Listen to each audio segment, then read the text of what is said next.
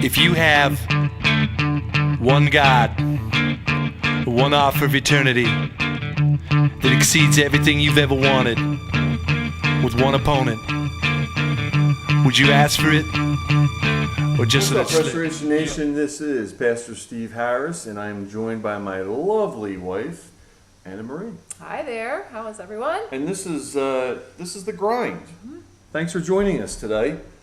And the grind was set up originally to, and still is, to speak to entrepreneurs or people starting new things. Mm-hmm. And we're just using our own experiences. That even though I'm a pastor and you start up a new church, I mean, you're starting up something new. And so the last 4 or 5 years have been a roller coaster, to say the least. We're still going through a lot of things. Yeah. But we're coming to you today because maybe you're starting something and you don't feel like you have anybody to talk to about it, understand what you're going through. You feel alone. And I know those feelings at times. So I just wanted to start making some videos to maybe encourage some people. So today, what are we going to talk about, honey? We're going to be talking about the ability to understand and share feelings with one another. And what's that word called? I was going to say, what is that called, honey? Empathy. She said empathy, guys. Empathy. Ooh, and I'm guilty sometimes of not having that. Oh boy. Ask my husband. So, but I can be the same way. Yeah. So why is this so important? Mm-hmm. Is that the first question? Yeah, that's fine. You can start with that. So why is empathy so important? Well, let me go back into your business, your startup, your organization, nonprofit, whatever, right? When you work with people, and I don't know about you, but I've worked for people who have zero compassion whatsoever about you. They could care less that the dog peed on the rug, the kids didn't want to go to school, they're screaming in the back of the car. You have your female, you have the time of the month and you got cramps. You got to pick your kid up from school at midday and you have to, go do that or there's going to be a problem.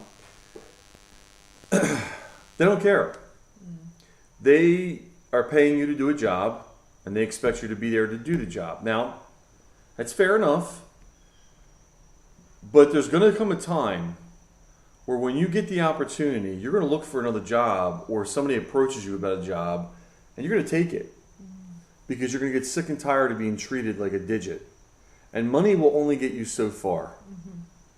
So when you look at empathy, and the way I look at it, honey, is like with us, we're practicing that. We're practicing that as we speak because I realize that both of us can get short with each other really quick. Yeah, and when I think of that, I think of an open door policy to be able to speak to one another, or we could close doors on each other. Mm-hmm. And who wouldn't want that open door into someone's heart and mind? Isn't she beautiful? Right. So anyway, stop. There you are. So kind of like with my leaders, our team, our leadership team, and if I just treat them as just volunteers and just get it done, they'll do it to a point, but after that, they won't bother. Mm-hmm. Why? Now, if they're really spiritually in tune and God's telling them to stay on it, great. But if they're not, they're probably going to act human and they're going to leave. They're either going to leave the church or step down from the team. So, the importance of this is that you can get so much more done and have so much more productivity if you just learn to invest in people. Mm-hmm. Not just yourself. Yeah. It's all about investing in others. And your time, your talent, and your treasure are the 3 big T's I learned from my pastor a long time ago. And, we're learning that as husband and wife, and even with our kids, and even with my mother-in-law, and others around us. The time that you invest in someone, you cannot take back. And if you're going to lead with an iron fist like I did, you're going to burn out. You're going to get really ticked off. You're going to lose people. They're not going to have courage to talk to you about anything. And they're just going to drop. It's already happened. We've already lost, I think, like what, at least 2 boards? Yeah, and if you're a believer, prayer is what changes people. People can't change people, ever. Nope. We have to pray and allow God to do that Yep. in each other. Yeah. So what you got, man? So then, bottom line is, how do we practice empathy? Well, let me go back just a second to the first question. Okay. I know I'm going to answer that. I've personally, both of us, have worked for someone who has treated us like dirt, could care less about us personally, and we've worked for many bosses, so I won't name names. Yeah. But the bottom line is, the people that I really wanted to work for, I went out of my way to help. Not just my job, but I went out of my way to help. And if they needed help outside of work, if they needed help inside of work, if they needed me to vouch for them for something with their boss, I would do it. When I was expected to, and it was just, here it is, do it or else, nope. It's kind of like walking our dogs. If they don't want to go any farther, they're not going to move. Both of them, they're both stubborn. And it's the same thing with our relationship. If we don't learn to have empathy with each other and understand each other, I understand when one of us is moody. No, both of us can get that way. But the bottom line is, when we do, or something's bothering us, it's like, what's really going on? Yeah. There's a reason why you're not feeling good. Is it physically? Is it you're down in dumps emotionally? Is there something I can help you with? Yeah. Maybe somebody's feeling pain right now and they're being nasty to you and you're thinking, oh, person's nasty, they're evil. No, they actually have a pain inside of them that they can't, put out for whatever reason, and they're actually hurting. There's a hurt in there, and the hurt people will hurt other people. Yep. I mean, I know that when I physically hurt, I don't want to be around nobody. Because once I feel pain like that, I become a complete grump fast. So the importance of this is, if you invest in people, the payoff will come back 1,000-fold. If you do this just for the money, or just for prestige, or just to say you did it, and people are interchanging parts and I can fire you at any moment type of thing, you're going to have nothing but chaos. And you might not even see it in front of you, but it's there. And people talk behind your back. You may not think anything's wrong, but they're talking behind your back. They're saying things, and it won't work. Now, for example, with our church, yesterday, we had a guest that came. We had a few guests, and one of them was a judge, and he had made a comment that he felt so welcome in our church. Okay, I get to brag for a minute that our church, has that. But in essence, that's what we teach everybody around us, starting with our leaders, starting with us, is that if we don't show the love of God to people, they won't stick around, because they already see your DNA, which is they talk a good game, but they don't act it. And when he said that he felt love the minute he came in the parking lot, I was like, that's it. That's it. So empathy. How do we do it? Right. Number one. I think you've touched on it. Yeah. Well, number one. I saw a video a while ago of a lady who taught at a Christian conference called Catalyst. And she was talking with someone who was an intern at a hospital. And the doctor said, okay, come in with me. You're going to learn about how to administer a needle or do whatever. So there's a patient there. And as he comes in, the janitor walks in. And he says, hi, such and such. How's your mom doing?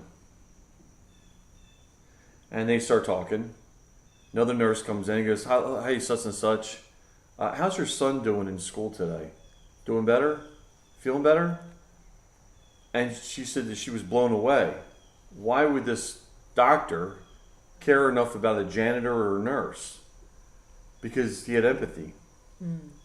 And because of that, he got to know their names, and he got to know the family's names, and he got to understand where that person was coming from. And when they figured out that he understood, where they were coming from, they were glad to work for him. They were happy to work for him. It wasn't work anymore. It was being part of something greater than them. Yeah. Yes, they get a paycheck, but the bottom line is they want to do it. And it's the same thing with us. Yeah. You know that if you don't support me, the church ain't going nowhere. Right. And vice versa. If I don't support you, people are going to see that. So we have to support each other. We're in it together. We're not fighting each other. Right. I think of us at the restaurant this past weekend, and I think that can happen very often where maybe a server comes up to you and they're not very pleasant. And right away you can develop that opinion of them, and just start to kind of let that feed into you wanting to be negative back to them. But you said something that was really cool. You were like, let's let her feel, that she's loved today. We don't know what kind of a day she's having. So my husband right away, right? You asked her a question, how you doing? And she says, oh, the kitchen's hot or something like that, and just having a rough day. And we had heard some words from the next booth over, and it seemed like that was going to carry over. But right away, you were able to nip that right in the bud, which was really cool. Right? Isn't that empathy? Believe me, it took years. Oh my gosh, yeah. And you and I... Yeah, because you can easily feed into that. And you and I also got into it with an argument that morning before we sat down. And I had to just understand something was going on.